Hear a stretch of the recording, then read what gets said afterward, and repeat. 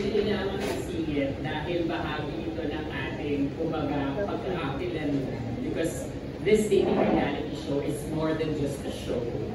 It's actually a purpose that I have ignited in my heart since the first season. Kaya when I told Rise Artist Studio that I'm coming to Madrid, sabi ko, sana po magawa ko pa rin po yung Sparks Camp. Hindi ka na hindi makauwi. Because it was a long process of getting the residency card. It took me a month. The moment I arrived here last January, yun yung pinakauna kong inasikaso. At ang dami naging aberya pagdating sa scheduling. And you know what? I guess the universe works in mysterious ways.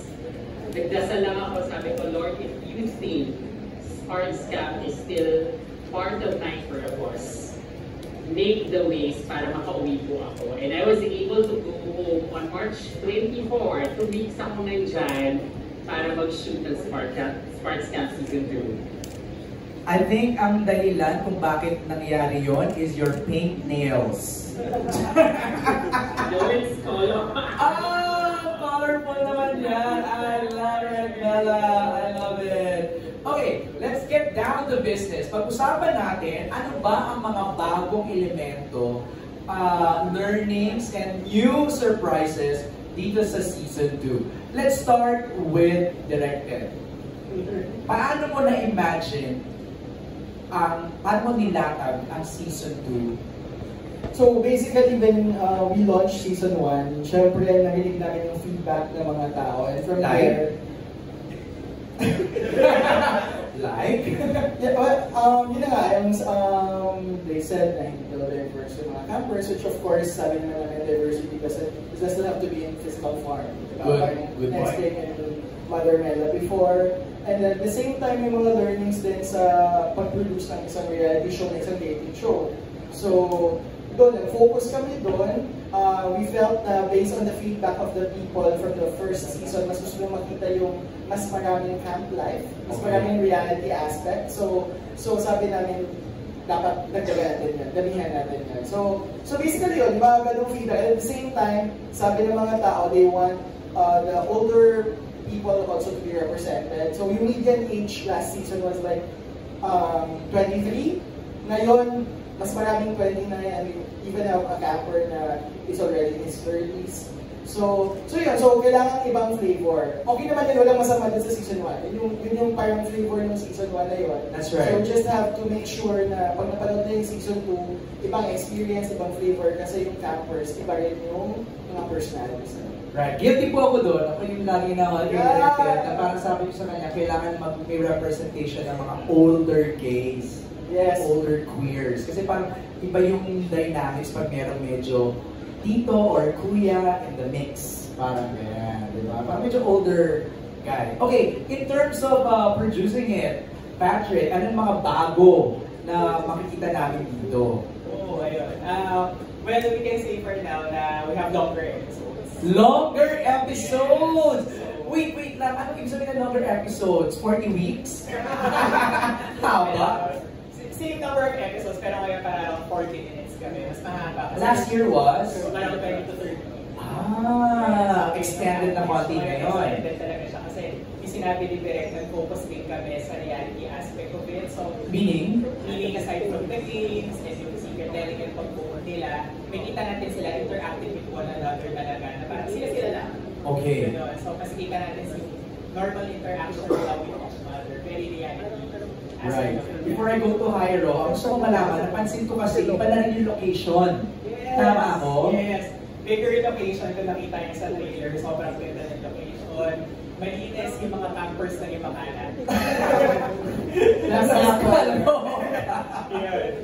It's an island, right? Yes. Pangasinan. In Pangasinan.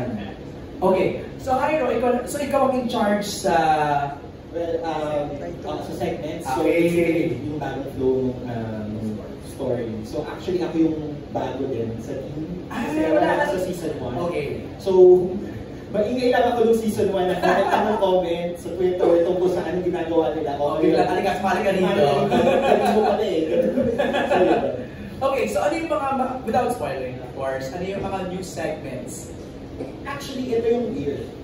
We kind of retain kasi we want to establish still the format. So Maganda naman kasi talaga yun, di So ba? we retained it so that at least maging klaro lang sa lahat ng audiences sa atin lahat na ito yung format ng show na to. But we added small details and changed small details na akala namin sa totoo lang we're just small but actually changed a lot sa dynamics ng that. So parang kami, we were also surprised. Okay. Oh my God, that small change changed a lot sa dynamics nila. So yun yung isa sa mga kailangan ng amount. Right. You wanted to add something? Yeah, because nagkaroon ng element of surprise. Because obviously the campers already saw the first season, so they thought, I can play this game well. But, whoosh, kala mo, alam nyo na. In whisper direct. Yes. Iba ninyo. Yes. Eric? And because sa mga reality shows din talaga, they have the same format. Pero ang laking factor na babago ay naging exciting siya every time because of the campers, di ba? Right. Parang, we have different personalities this time. So parang every episode, parang fresh. Right. Naging bago na. Saka I think yun nga, everyday kasi, actually nanindigan din naman namin na everyday has a surprise. So parang basically lahat, actually ang weird kasi hindi naman siya ganun kalaki. Pero yung effect niya ang laki. So parang nakabangan niyo talaga yung reaction and at the same time, paano niya babaguhin yung buong game, Right. yung buong show. Yun. So I think na-draw na yung mga Nagulat sila, no? Nagulat sila Kaya may sumagot ng cathartic. Yun. Mga ganun feelings talaga na. Naugas sila Naugas na. ka talaga, yun yung maganda. But can you already reveal how many episodes? Yes, we have 8 episodes for the main show and then of course we'll have the reunion episode.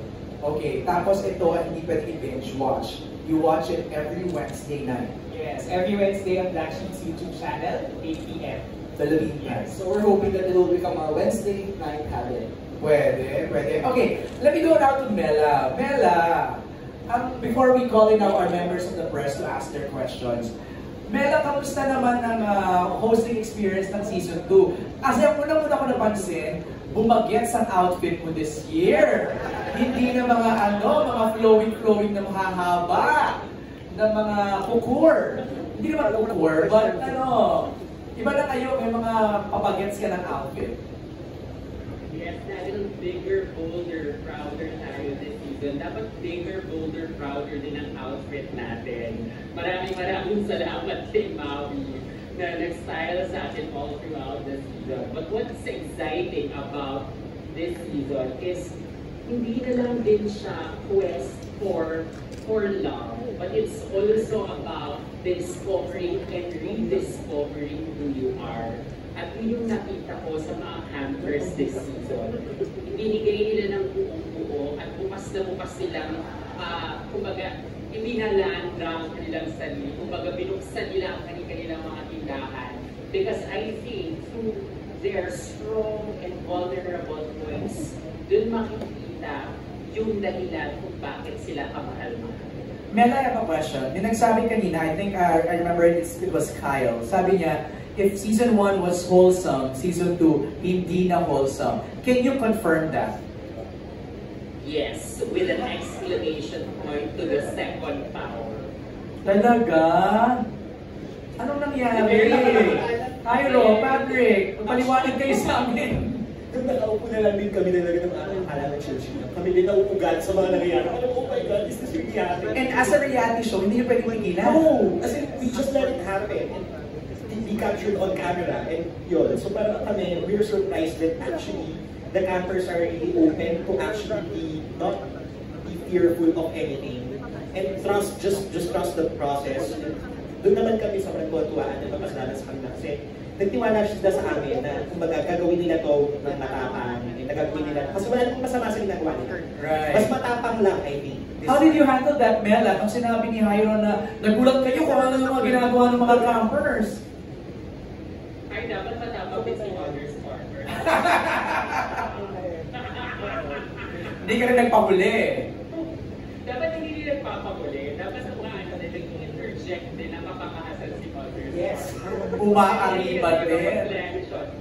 Yes, yun kasi yung reflection ng pagbibigay ng sarili. When you offer yourself, you just simply become who you are. And I think that's the magic of this season. Everyone is just open. Alright, thank you, Bella. It's time now to open the floor for questions. We have our friends from the press nandito ngayon sa hosting. Let's call in first. Oh my God, the #1 fan of the show, Bix Almacen in the house. Hello, Bix, there's the mic. Please use it. And introduce yourself as a camper. Yes, hello, I'm Biggs. I'm pretty girl on QC. Nag-audition din ako kay directed for No Stars. way! Pero nung ako nag-audition ako, nag-spark yung kuryente. Kaya natigil. Kaya Seriously, did you attempt to audition? no way. No way naman. Go, Bix! Mas kami na-directed na nag-picture about the show. Pero directed. Ang mga inputs si Big I know! as a reality show. Excited ako for season 2 kasi maraming na tayo pag-usapan sa season 1. Yes. Pero ano yung pakiramdam directed na may mga format na katulad ng Sparks Camp ang naglabasan? Na international show pa. Yeah, ngayon 3 shows ang sabay-sabay na dating, queer dating reality show. And I guess that's a win for the community.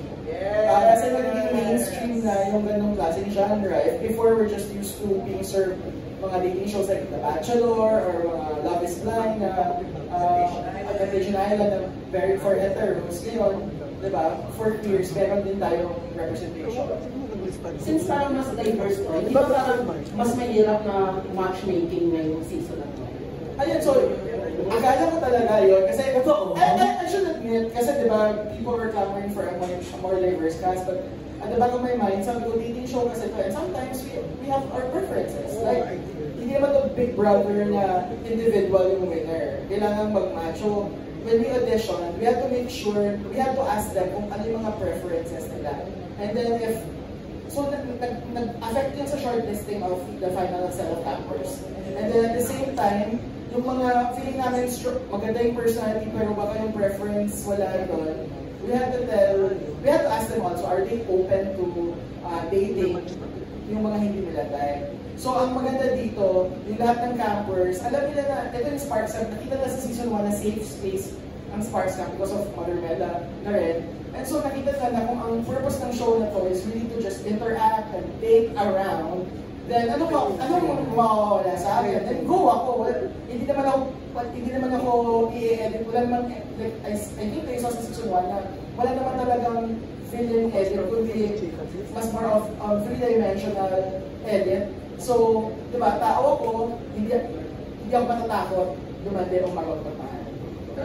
Kanila kasi di ba parang tinanong, parang hindi naman sa ayaw kong sumama. Pero kasi nalaman kasi na summer yung tapos April yung shoot, parang ang init-init naman, naging parang yung super init. Yeah, we were shooting nung in-announce naman yung heat wave. That's mid-April. Yes! So, yung mga Street Marshal natin, yung mga medic, talagang sinasabihin kami na kailangan hindi bagahin yung mga campers, kailangan mag-replenish na. So, yun. So, exactly. Kahit consider nasa beach na kayo, ha? Like on the last day, I think ako, like tumaas na yung pulse ko, tapos parang ako here. Tapos yung Shanghai, overheat na. Pero one thing's for sure, hindi nakatigil yung sa nagsihan ng mga campers. So tuloy pa rin. Alam niyo, grabe yung highlight dito sa word na landian.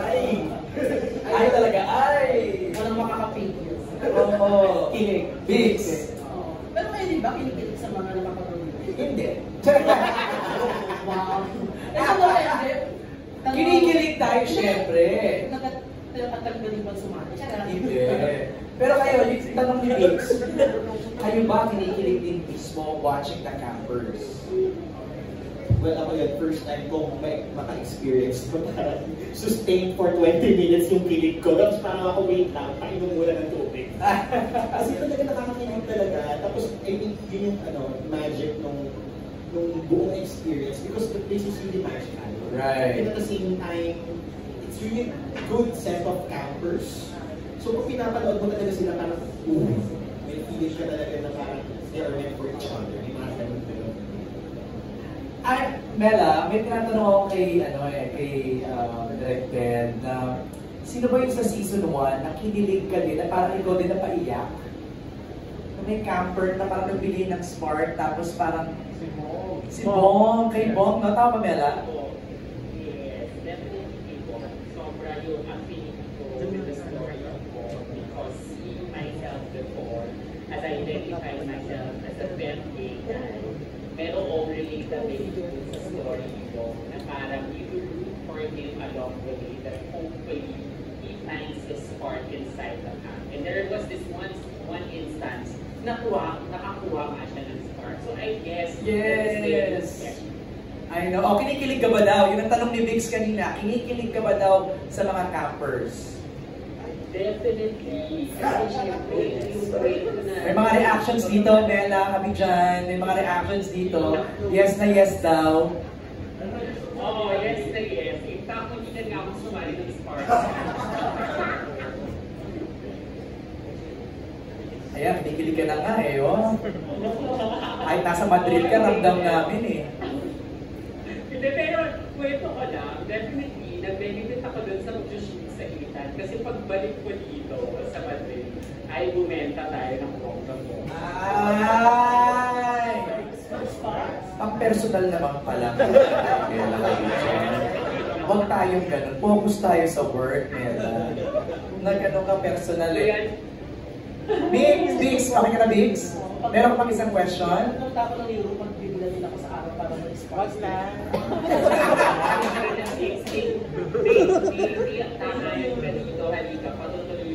Ayan! O, meron ka ng tutuloy. Thank you, Biggs. Maraming salamat for being a fan of the show. Josiah Antonio from ABS-CBN News, my question. Hey guys, first of all, congratulations for the second season. First question now is, ano yung mga new learnings na tututunan ng audience with this new season of the show? Without spoiling.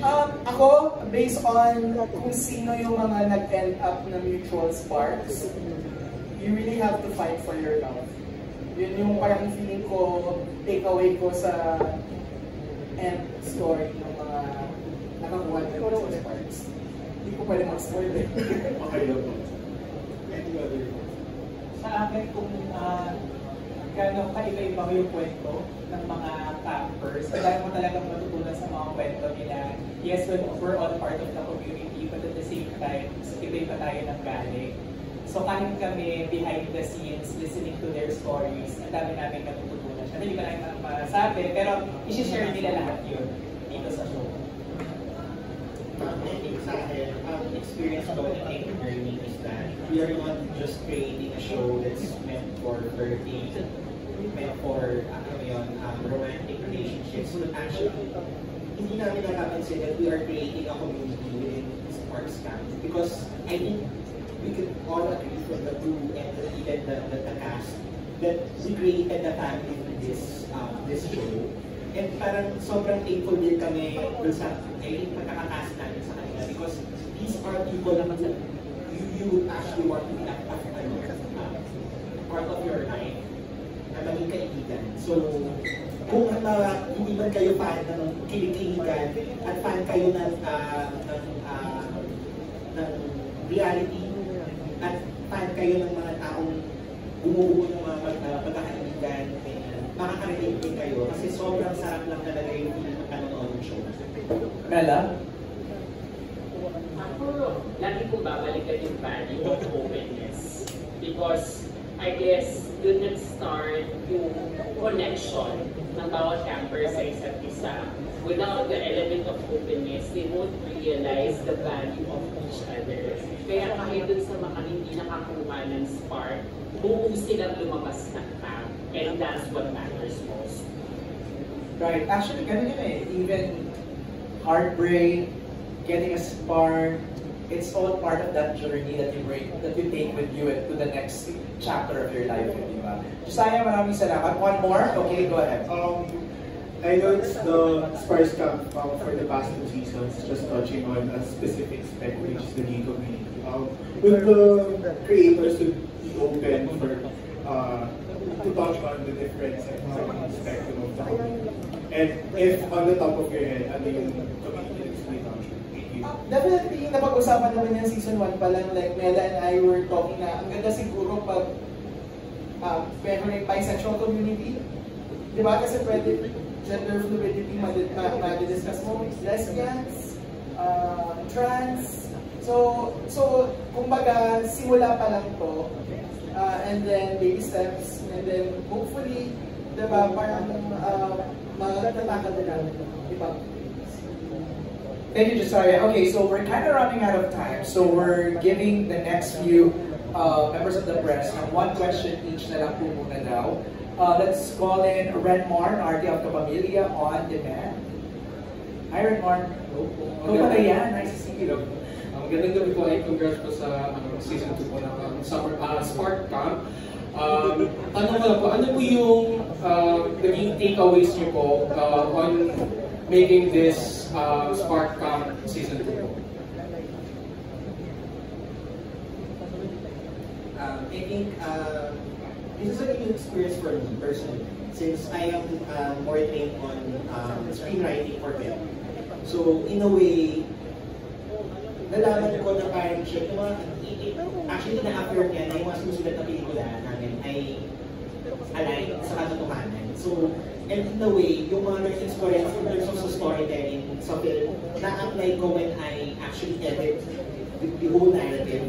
Kasi yun, parang I see these people as the main characters of the story that I'm trying to tell. So, in a way, nakaka-excite na makikita mag-unfold yung mga kwento ng mga characters na ito and, kumbaga, get the ending that they deserve, basically. Kasi yun naman yung magiging trait or yung track ng journeys ng mga characters na ito na parang, which is weird, kasi nagpo-fall into place lahat ng mga nagpo-fall into place lahat ng mga bagay sa kanila. So, yung experience mo, oo nga, yun yung deserve ng ending. Oo nga, masaya yun. Or something, oo nga, siguro kung may malungkot yun, pero it's for the better. Parang ang ganda na nag-fall into place lahat, and it's very poetic and very cinematic in that sense. So yun, I think yun sa some realizations ko after going through this. Let's ask Bella. Your takeaway, Bella. The show is worth fighting for. The show is worth standing for. The show is worth dying for. Akala ko talaga hindi ako makakauwi. But when the moment that I got back to the Philippines, dun ko nakita yung puso ng show. That it's really more than just a reality show, but it's a show that showcases queerness at its finest. The vulnerability of a queer person, the beauty of a queer person, the fight of a queer person, the stories of different queer people. Kaya sana patuloy natin suportahan lahat ng queer content, and at this point, Sparks Cancer too. Director wants to say something? Ako naman, in directing a reality show or in producing a reality show, since I've done other reality shows in the past, parang medyo na-confirm lang yung matagal ko lang iniisip na kahit ano ba yung format or kahit ano pa yung mga surprises or pasabog na iniisip nyo, what really matters is kung sino yung cast. Kung right yung mix ng cast, personalities, okay, then manonood na lang kami at things will happen. Thank you, Director. Thank you, Renmar. Maraming salamat. Kapamilya Universe, Ivor Bermejo. May question is, since mission nyo kayo na parang nawawintang kayo sa mga mission nila sa Sparks Camp Season 2, sa inyo po, sino yung pinaka-unique na mission na stories and personalities sa Sparks Camp? Pinaka-gawindang o pinaka-unique? Parehas. So, pag name sila na capper, would that spoil something? Hindi naman? Okay, alright. So, go ahead, Director. Pinaka-nawindang. Universe. Universe and Universe. Ano yung sa pinaka-unique? EJ. EJ. Patrick? Nawindang si Martin. Okay. Tapos Pinaka-unique? PJ din. Okay. Hyro? Pinaka-nawindang, oh my God. I think I would say Universe. And Unique? I think pinaka-unique for me was Kyle. Kyle. Alright. Bella? Ako pinaka-nawig lang, Casey.